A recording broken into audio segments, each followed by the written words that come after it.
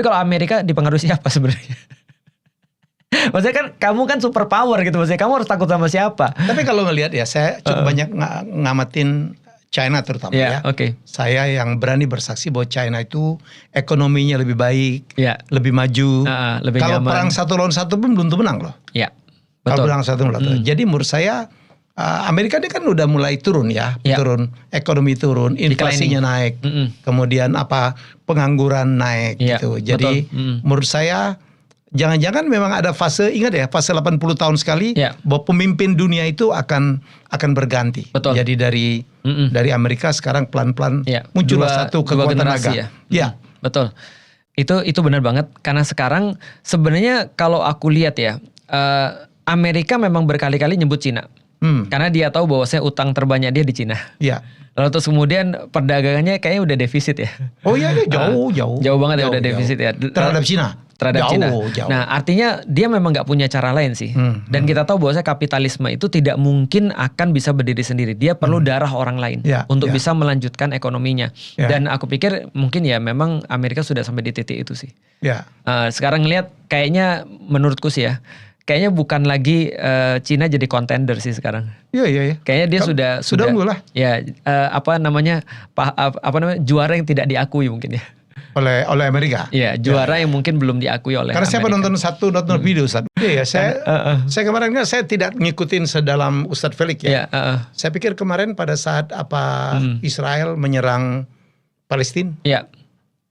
Kan yang dibunuh banyak banget. Betul, banyak banget. Israel berkali-kali bohong, ya kan? Udah sepakat tidak nyerang lagi. Sekarang aja masih nyerang. Ya, 1.500 kali pelanggaran. Semenjak ceasefire kemarin. Kok bisa kita katakan DNA-nya mereka? Ya semenjak dibuatnya Amerika itu juga sudah mereka udah bohong kan. Kita tahu bahwasanya mereka jadi every accusation is a confession. Bahwasanya ketika mereka mengatakan ada mass destruction weapon di Irak, ternyata mereka yang bikin mass destruction weapon. Lalu terus mereka bilang bahwasanya kita tidak boleh pakai nuklir. Sejarah mencatat mereka adalah satu-satunya negara yang ngebom nuklir orang. Kembali ke Iran, dengan wafatnya Khamenei, apakah Iran akan melemah atau membangkitkan semangat baru ya? Aku pernah mendengar beberapa pekan sebelum kejadian Iran ini, Khamenei ini sudah menunjuk 5 kalau nggak salah pemimpin dan itu dirahasiakan. Jadi dia udah nunjuk 5 kalau nggak salah penggantinya dan itu dikasih surat dan hanya boleh dibuka ketika dia sudah wafat. Nah sekarang tinggal kita tunggu aja nih siapa penggantinya. Karena salah satu putranya ya.